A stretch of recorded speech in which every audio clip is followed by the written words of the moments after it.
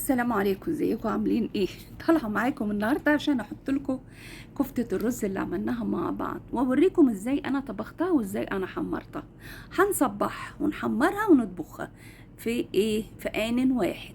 يلا بينا نشوف الطريقه ونشوف المكونات ونشوف عملناها ازاي. يلا بينا. حطيناها طبعا في التلاجة ساعتين.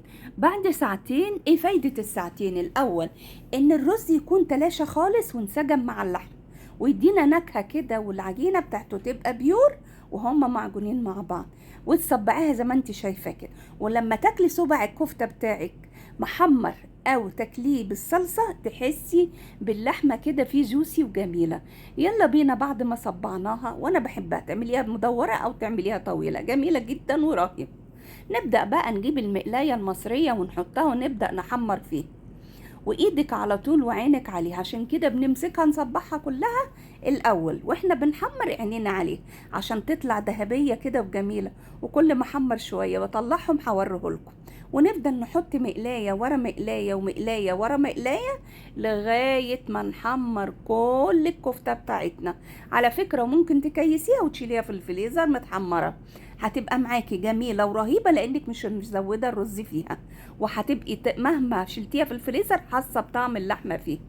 يلا برضو هنحط مقلايه ولا مقلايه ونطلع واوريكم لونها الذهبي الجميل، جميله جدا ورهيبه. في الوقت ده انا مطلعه قدر على النار وحاطه فيه كيس صلصه، وكيس الصلصه ده اللي احنا متعودين نعمله ونفرزه حطيت فيه 4 فصوص توم مدقوقين او 5، دقتيهم وحطيتهم فيهم واسيبهم يغلوا كده مع بعض. وكمان مقشره بطاطسايه كبيره ومقطعاها مكعبات عشان تخلي الصلصه بتاعت الكفته ملفوفه كده وطعمها جميل. الكفته، مكعبات الكفته البطاطس بالكفته بتبقى رهيبه وبتخلي الصلصه بتاعتها ملفوفه ورهيبه.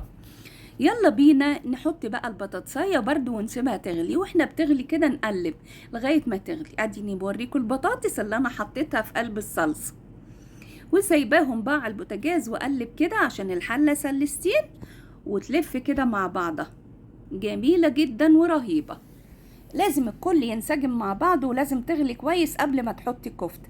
اول ما تغلي معاكي غلوتين 3 كده وتبدا البطاطس تستوي، نزلي فيها الكفته وسيبيها تغلي براحتها، مش هيحصل لها حاجه عشان الكفته بتاعتنا ما فيهاش رز كتير، لا هتفك ولا حاجه، وهتطلع معاكي كفته رهيبه بمكونات بسيطة ورائعة ورهيبة.